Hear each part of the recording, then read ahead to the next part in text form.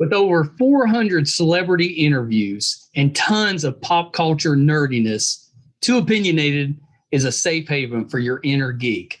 Find us at meistercon.com or on YouTube under MeisterCon Pod. And please subscribe. It would really help us out. Thanks, everybody. That's awesome. Hi, everybody. Welcome to another edition of Too Opinionated. So excited today. I've got voice actor Daniel Ross with me. So welcome, Daniel. Hello. Thank you so much for having me.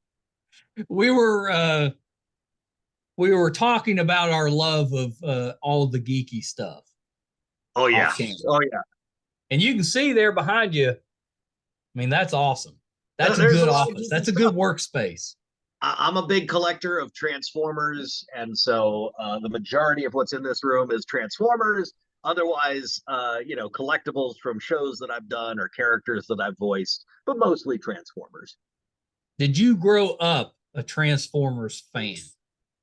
Oh, yes. In fact, the very first movie I ever saw in theaters was The Transformers, the movie. That's from awesome. 1986, because it came out August 6th. And my birthday was August 4th. So my dad took me. That was my very first one. And I've been hooked ever since.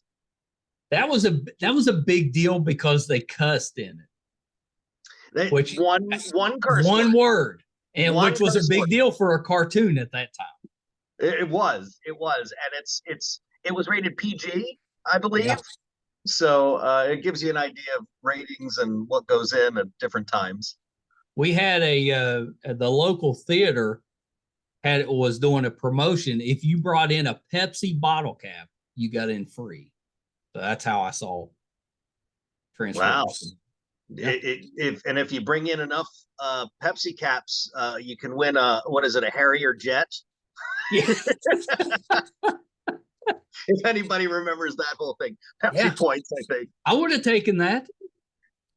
I don't like a Harrier yet. Well, so obviously it's a pretty big deal that you got to voice Starscream.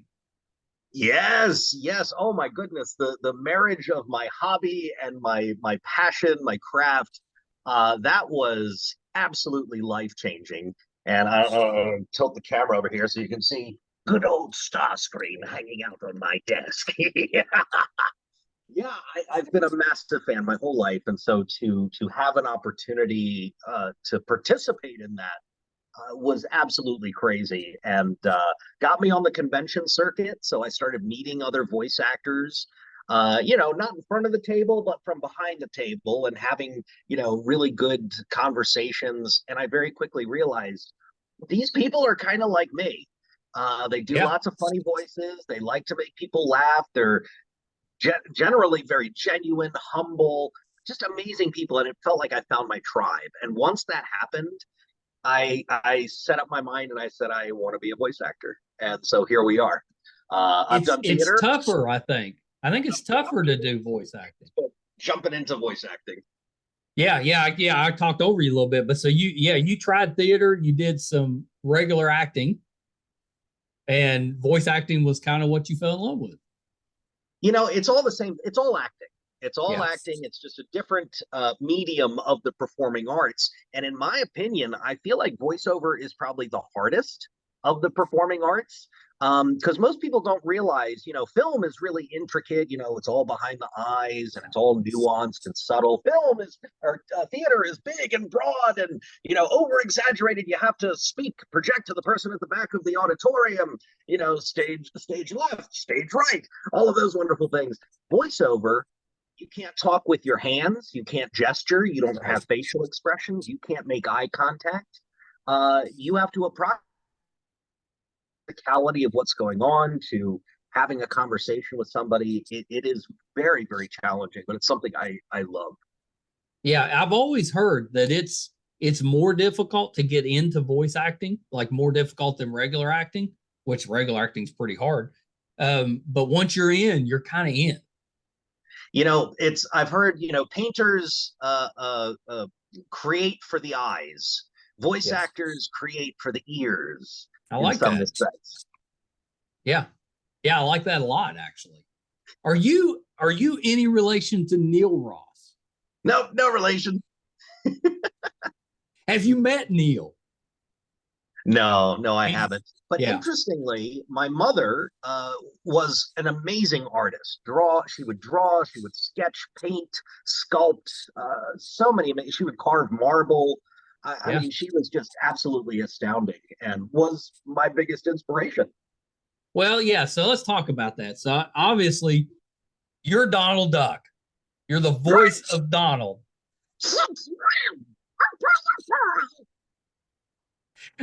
It's so weird seeing that voice come out. That's just This is not what you expect. No, and I often have to tell little kids, close your eyes. If the parent says, do the voice for my kid, I say, close your eyes. Because if I don't, and I do the Donald voice, they don't expect it, just like you did. And they go, Yeah. so I always say, close your eyes. Then they hear it, they light up, and then they open their eyes. And then they open their eyes. But yeah, Yeah. you've got such a neat story about how you learned to do the voice. So talk a little bit about that. Thank you. Yeah, my mom, who we were just talking about, she taught me how to do Donald Duck's voice when I was 3 years old. And she was really good at it on her own, but that was our love language. That was how we would communicate, good, bad, and different.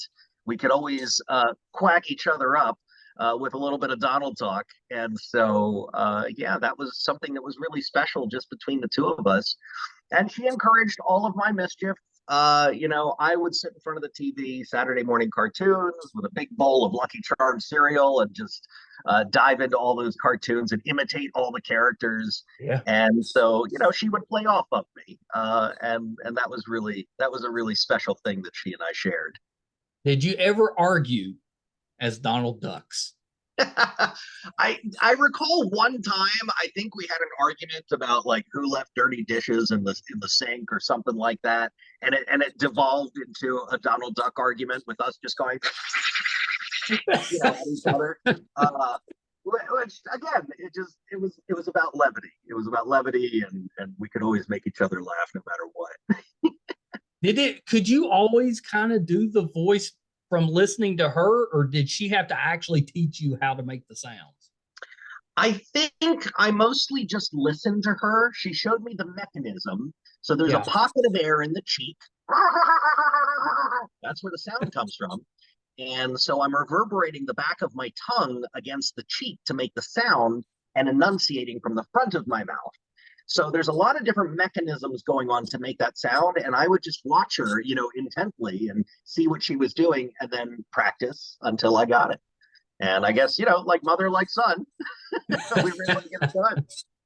But what's really awesome too is I come across so many people, so many fans who reach out and say, my brother, my uncle, my dad, my mom, my aunt, somebody special in their lives does the Donald Duck voice for them too. And so to have that be a shared thing between me and the rest of the people who love that character is just it's Disney magic, I say. Yeah. Yeah. Well, we've all got those Disney memories from growing up. It's just kind of that kind of heartwarming, special, nostalgic memory that we all have, and That's right. And you can't listen to a Donald Duck voice and not smile or laugh. I would argue it's impossible. I would argue it's impossible. But Donald is 88 years young, and so there's a lot of history behind the character. He's been around for generations. I mean, we're talking. I knew about Donald. My parents knew about Donald. My grandparents, even my great grandparents, and now the next generations are in the same boat. So it's really spectacular when you land into something like a legacy character such as Donald, and you get to be a small, tiny piece of that history. We were lucky enough to talk with Sam Quasman. Oh yeah, I know Sam. Sam, yeah. Who he's done? Yeah, he does. He does Little Quacker, and he yeah. He's a big fan of yours, actually, because he's done a little bit of Donald Duck voicing for some of the books and things he does. I believe it was Disney on Parade, if I'm not mistaken. That's right. That's right. Yeah, yeah. And he and I actually worked on the Tom and Jerry show together. So he would be going into Little Quacker, and I think I played his younger brother in an episode, but it wasn't buckle speech. It wasn't the Donald Duck sound. Yeah, that's pretty. Yeah, he says you're definitely the best Donald Duck. Well, thank you, Sam. If you're watching, appreciate you, my friend. Yeah, Sam's he's a good guy. He does a good job with the voices, just like you do. And he was kind of our when we first started the podcast. He was our first voice actor. We've had many since then, but Oh Sam my was kind of goodness. our first. Yeah, I Yeah, was looking you guys up. You got a pretty good roster there. yeah, we're pretty proud of the. We're closing in on 500 episodes, which is difficult for any show. Yeah, thank you. But That's yeah, right. we've been lucky to have some of the heavy hitters with the voice actors, and you definitely belong right in there. Did you say Lucky? You're not after me Lucky Charms, are you? They're Well, you magically mentioned Woohoo! you mentioned that you were eating Lucky Charms cereal, and I was like, I know who you play. That's right. Listen, so many things, tie into childhood and older memories. And yeah, I'm one of the voices of Lucky the Leprechaun. I voiced him from 2015 to 2017. Yeah, I mean, I ate the cereal all the time. And my parents were very hesitant to let me have it, but my grandparents would always let me have it. So I would pick out all the marshmallows and I'd put them into a ball and I'd eat the ball of marshmallows. And afterwards, it looked like I murdered a unicorn because of all the colors on my hands. So, yeah, I've always had an affinity for Lucky Charms. And Lucky was one of the very first voices that I booked out here in Los Angeles when I moved in Oh, 2014. So I was working in big box retail at Target at the time, working overnights from 10 p.m. to 8 a.m., managing the logistics process. And the day that I quit after 10 years of working for Target, um, I said my goodbyes. I'm driving off the parking lot. I'm terrified because I'm like, I don't have health benefits anymore. I don't. I said, Gary, stop. I've been I knew there. I wanted to lean into the voice acting. And as I'm driving off the parking lot, I get a call at 8 a.m. from my agent, and she says, "You booked Lucky the Leprechaun." And I went, "I got lucky. I got I got lucky. Oh my gosh!" Like in this moment, I feel very lucky because that was the moment I took that leap of What faith and was said, "All the right, voiceover, let's go." what was the like the audition like? I mean, when you went in for the audition, are you walking into a room of a bunch of people that can, are trying to do the Lucky Charms voice? No, no. Most of the auditions I do right from my office here. Yeah. I have a studio set up over in the corner, and during the pandemic, obviously we had to, Right. retrofit and upgrade so that we could actually record from home. But all auditions are done at home these days. There's very Yeah. rare occasions that we all go Do in you prefer to. that, or do you like the in-person auditions? I like them both for different reasons. In Yeah. person, you get to network, you get to see your friends, you get to see your colleagues, you get to, touch base with everybody. Well, you can Uh, get some feedback too. True. Yeah. Well, you'll Yeah. get some feedback. Usually you'll have a booth director who guides you through and, maybe has a suggestion or two. But then on the opposite side of things, if you do it by yourself, there's nobody rushing you. You don't have an Yeah. allotted time. It's not like, okay, 5 minutes and you got to go. You can spend as much time as you want or as little time. So I like having that option. But yeah, it's like either or. I could have somebody give me some tips, or I could just do it myself and hope for the best. Yeah. Didn't you do some work on The Wire? I did. Oh my gosh, eons ago. You've done your research, sir. Well, Um, actually, yeah, and because it's been too long since I've seen it. The Wire it's a may be great the show. best, yeah, maybe the best TV show ever. I mean, I know It a lot of was people say so Breaking so Bad, but good. yeah, It it's was so so good. so good. I didn't play any notable characters. I was mostly background, stand-in work. A couple, tiny on camera roles, no speaking lines or anything. But that was one of my first forays into jumping into film. And I Yeah. lived in the DC Baltimore area, so I would go up to Baltimore for The Wire all the time. And that's part of how I got my union card was working on The Wire and a couple other movies that came in. I mean, not a terrible way to get started in the business. No, it's not. It's no complaints. No complaints. So the other one I wanted to ask about was the trick off. I knew you were Tell going to me ask about that one, because I had to ask that. I know, and I see your background, Meister Khan. Yeah, that was this is one of the few good ideas I've had. I was like, I just want a bunch of different characters yelling Khan. So there we go. I love it. I love it. And so, listen, so my mom was a huge Trekkie.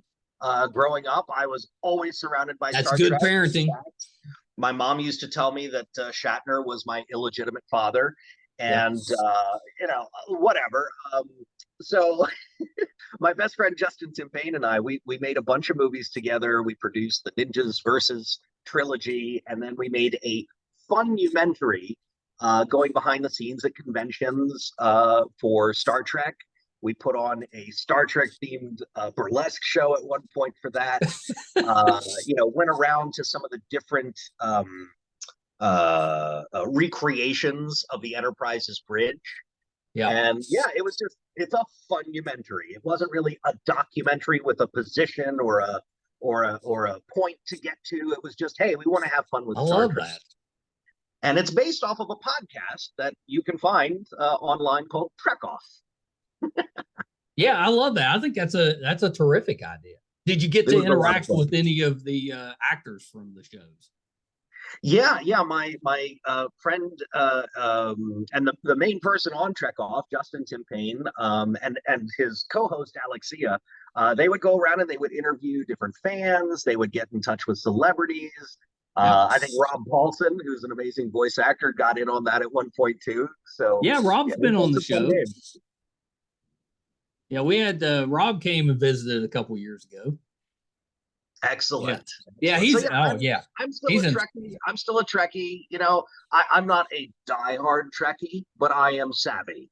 And I watch the series, and I absolutely loved Discovery, and oh gosh, what was the latest one? Well, you had Picard, and then you had Strange New World. Strange New World. Yeah, Strange New World. I love Strange New World. Oh my goodness, I can't. It was really good. I love the fact that they brought in Uhura and some of the, just some of the characters you grew up on.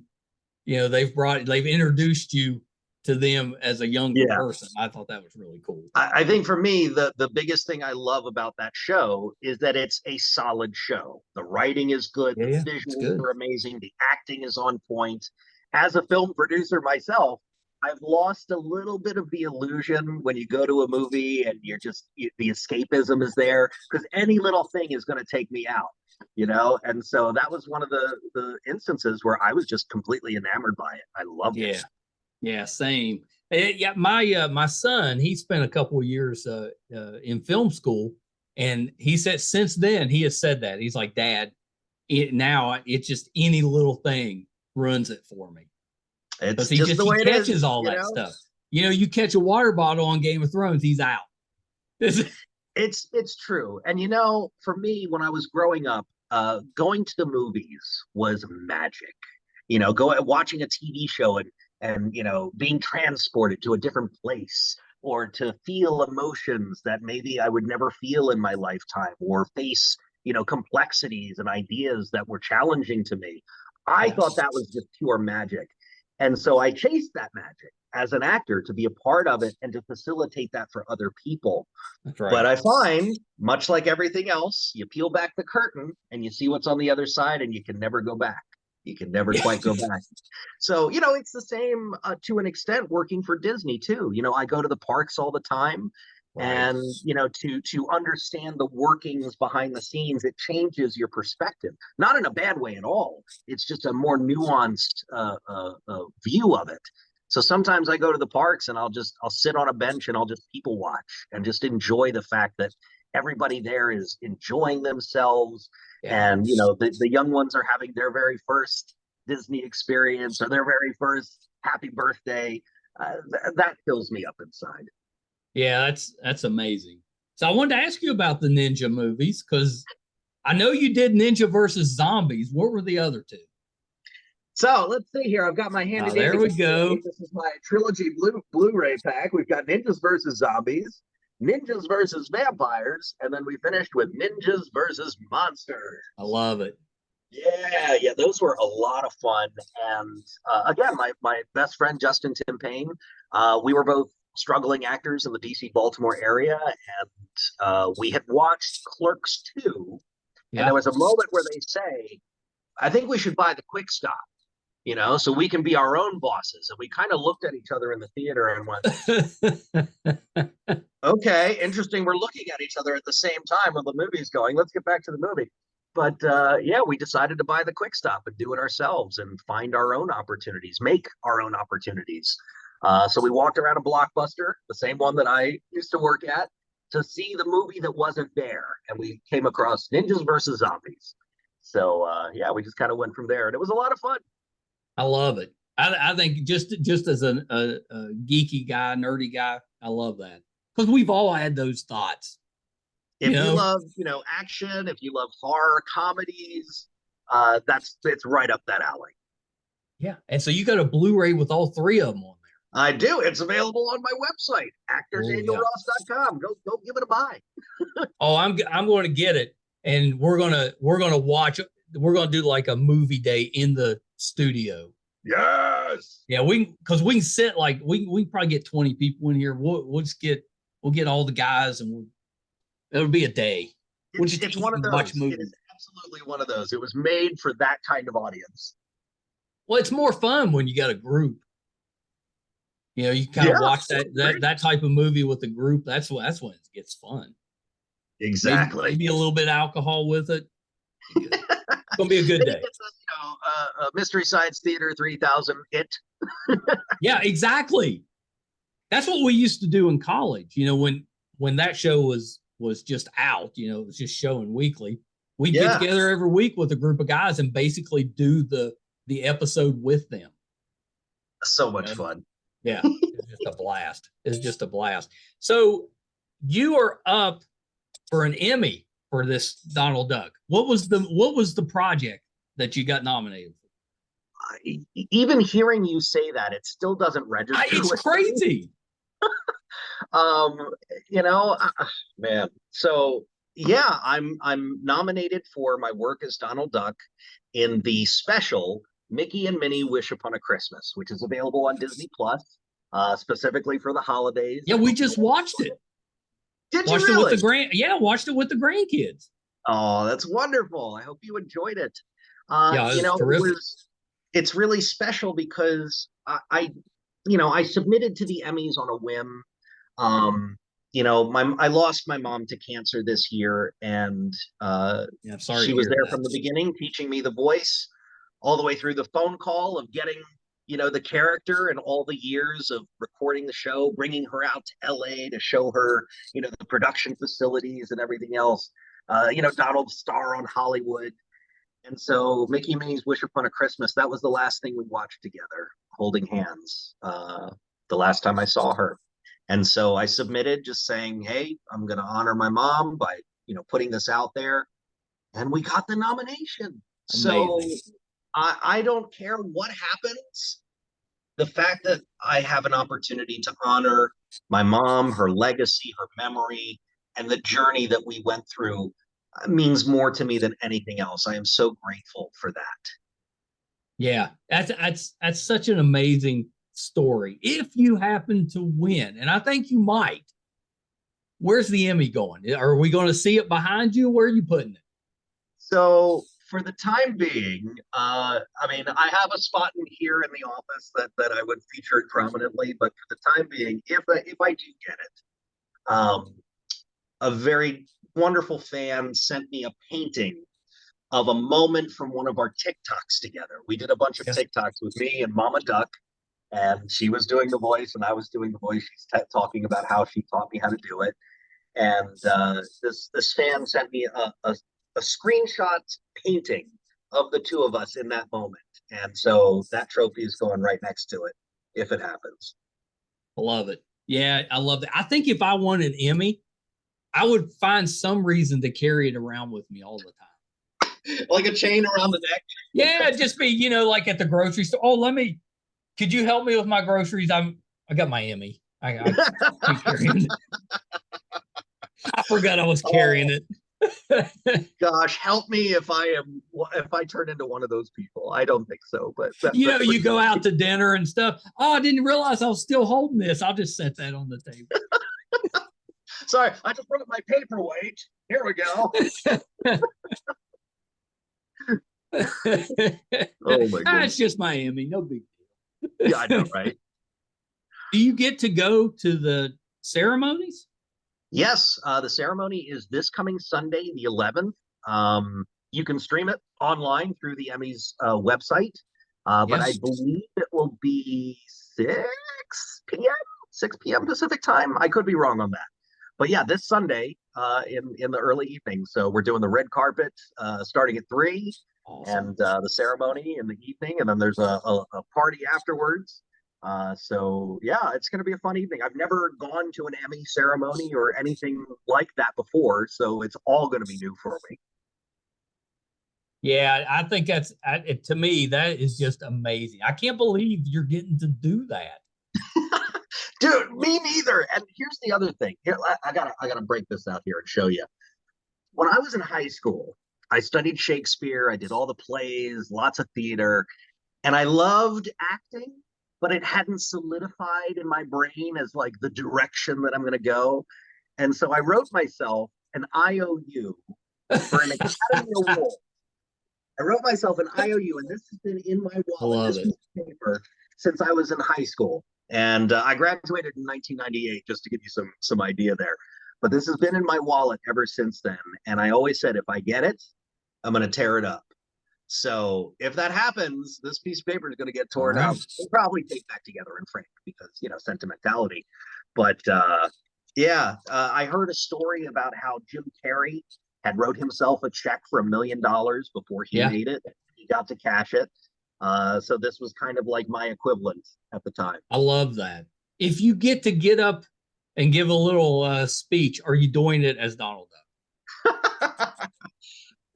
I'll probably say a few words, Duck? Yeah. but I think the moment and the sincerity of that moment. There's so many people that I would want to thank, Yes. including my mom, and so I don't know how much time I would have. I almost don't even want to think about it because then it's I'm counting my ducks Too before they real. hatch. So, but yeah, a I little, think little bit. I would get up there and talk until they, like they gonged you off. They have to come out with that Until big the shepherd's cane hook and comes pull out. you. Yeah, I'll be that guy. Yeah, be that guy. What I mean, you know, hopefully this is the first of many, but it could be the only one. You never You never know. You know. never know. In this journey called life, you never know. Yeah. If Starscream was chasing Donald Duck, what would that sound like? If Starscream was chasing Donald Duck, come back here with my allspark sub creature. Wow, that's wow. That's probably what it would sound like. So you've done some video game work and you got to do some of the Gremlins. Yes, Yeah. I do. There's a game called Multiverses out from Warner Brothers, and I play the lovable Gizmo from Gremlins. Gizmo, as well as his nemesis Stripe from the first Gremlins movie. Gizmo, yum yum. So he's a lot of fun too. And I Yeah. play a character named Uncle Shagworthy, who is Shaggy's zillionaire rich uncle from Scooby Doo. Like Uncle Shagworthy at your service. Fisticuffs, you say? Why, yes, I've got some time. Oh, I like that. They're Yeah. fun That characters. had hints of Casey Kasem in there. That was intentional. That was intentional. On the script, when I auditioned, they started every sentence with like. And, like Scoob, I could do my Shaggy if I wanted to, but then we add in the British aspect to it, like, it's just wonderful. You could tell he's related, and that's what I was going for. Yeah, I love that. Yeah, that's fun. What's the game about?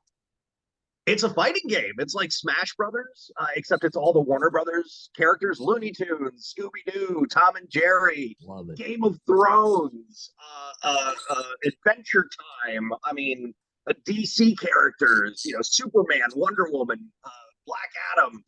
It's amazing, and it's growing like crazy. Yeah. Yeah. I think those games are so fun because we all played that, kind of growing up in your head. You're like, well, what if this, fought this? Or, Well, I this was a big person Mortal fought this Kombat character. and Tekken guy. Yeah. I always like the Marvel versus Capcom. Yeah, those were fun too. Yeah, Any of the yeah. side scrollers, that was my cup of tea. Yeah. Yeah. Who would, so you're Mortal Kombat. Who's your guy? For Mortal Kombat, it would either be Smoke, and I'm gonna say the Cyber Ninja Smoke, Rain, or Ermac. Yes. Oh yeah, yeah, yeah. Those are a little different with that. I like Yeah, everybody that. loves Sub-Zero and Scorpion. I'm gonna say outside of the crowd. Yeah, I was But I was I very love I the was very Cyber Smoke. basic. I just like Johnny Cage. Well, I love the Cyber Smoke because one of his fatalities was he would make the entire planet blow up. You're playing game after game, and every time the world blows up, Yeah. I just What'd you think of the movie? the That new just one. came, I the new really one. like the new one. They Yeah, I made did too. Sub-Zero terrifying. Sub-Zero was He terrifying in this was. new movie. You could have had an entire movie, Freddy Krueger style, with Sub-Zero as the supernatural villain. He was terrifying. It was okay. I Overall, mean, did it bug you that they weren't in an arena? I mean, there were some things, when it comes to a Mortal Kombat movie, I've just kind of resigned myself to say I'm not going to get exactly what I want. But the first 5 minutes of the new Mortal Kombat movie with, Scorpion in his human Pretty life, awesome. I mean, that was exactly what I wanted. But Yeah, it's yeah, kind that's of pretty like awesome. the Transformers movie Bumblebee. The first 5 minutes is all the Transformers on Cybertron having a battle, no humans, and that's Yeah, exactly what I wanted. yeah, So yeah. I seem to get the first 5 minutes of movies that I want.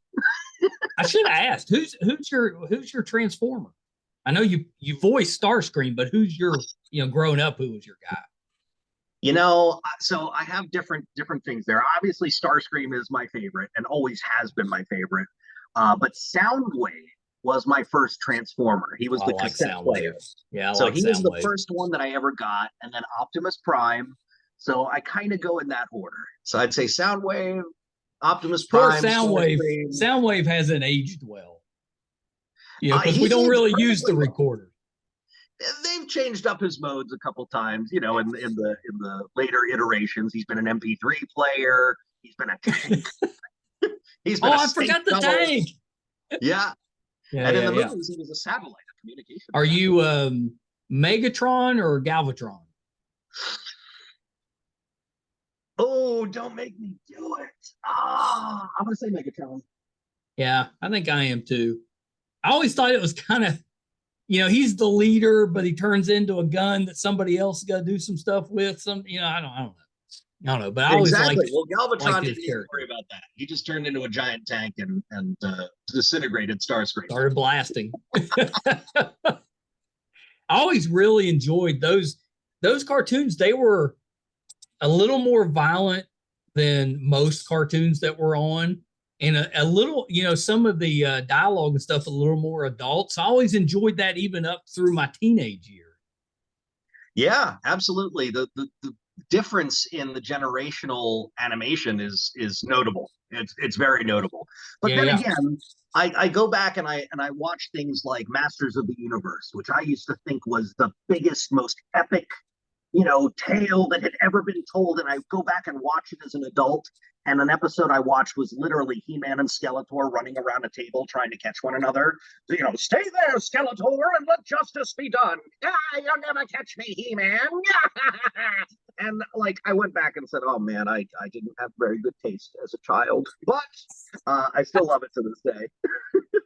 yeah. Me too. I've enjoyed the new He-Mans on Netflix, and Yes, yeah, Kevin Smith directed done a the new good one. What, job the with it. I Revelation? think.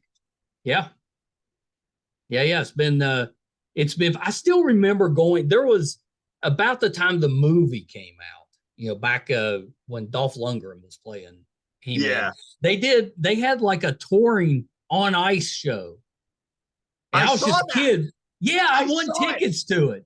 I I got to go to that. Power Sword. Yeah. My grandfather took me to see that so many eons ago, and I mean, I have very little recollection of it, but I'm sure it was fine. Yeah. It's pretty good stuff. So, any aspirations at some point to get back into acting from the voice acting, or is this your thing now and you're just staying with it? Oh, you mean on camera? On camera. Oh yeah, absolutely. There are some things planned that I can't talk about. But that's the stuff we want to know about. I look at it this way. Somebody told me a long time ago, don't be afraid to let your dreams change. And initially, on camera was the only thing that I cared about. I didn't realize that voice acting was one of my people tricks and superpowers until much later in life. And so I just didn't capitalize on it until I wisened up and said, well, let's take this to LA and see what happens. I'll give myself 5 years. And so far, so good. So now that I've done that and I've accomplished pretty much what I set out to do, I think the next step is to broaden the horizons and dip my little toe back into on camera again, maybe even some stand up. I don't know. I love that. I think you could totally do stand up. I think that'd be really good. Yeah, I mean, I would love to. There's places I can go to take classes about stand up, and I think I'll probably do that. But so many people have said you should definitely do that, especially with all the voice. Yeah, exactly. I know we got to wrap up, but I wanted to mention you did the thoughts of Grimace on the McDonald's Super Bowl commercial.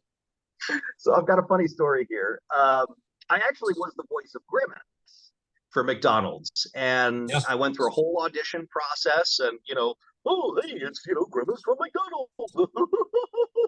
It was a fun voice, and I was really excited. Like, oh my gosh, I get to voice Grimace from McDonald's. This is amazing. It's for a Super Bowl commercial, and on the day, I watched the commercial and I'm listening. The commercial was basically everybody getting up to the menu and going, "Can I get so Grimace only says and then it zooms into these little sandwiches in his thoughts, going, "Pick me, no, pick me." And so I did all three of the voices, and I watch on the day, and I'm like, "That's not my voice. What the? That's not my voice at all. The sandwiches are my voice, but Grimace, that's not me."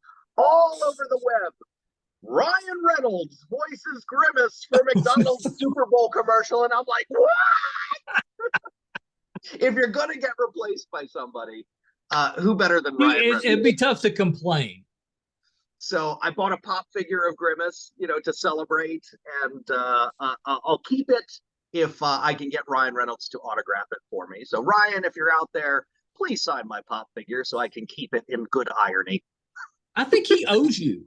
He owes me. Ryan, you owe me. He should probably have you appear in a Deadpool movie.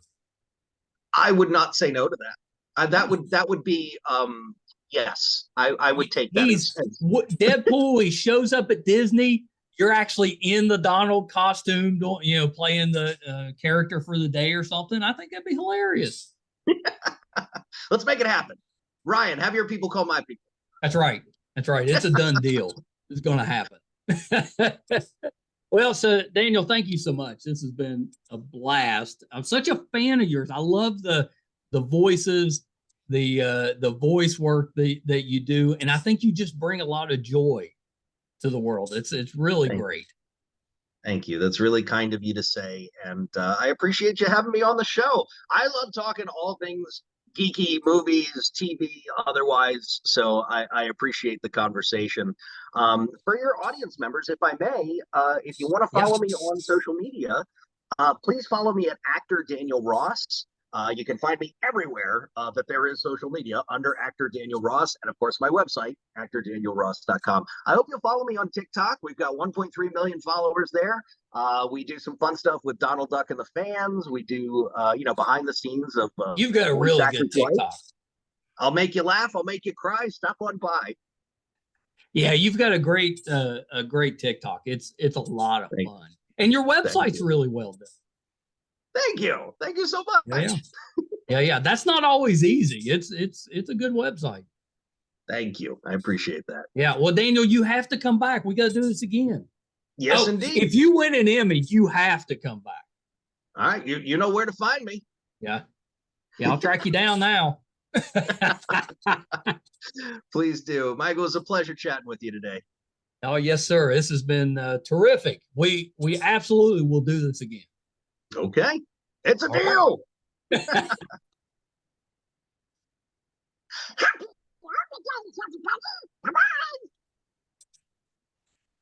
Yeah, I'm so glad we came back.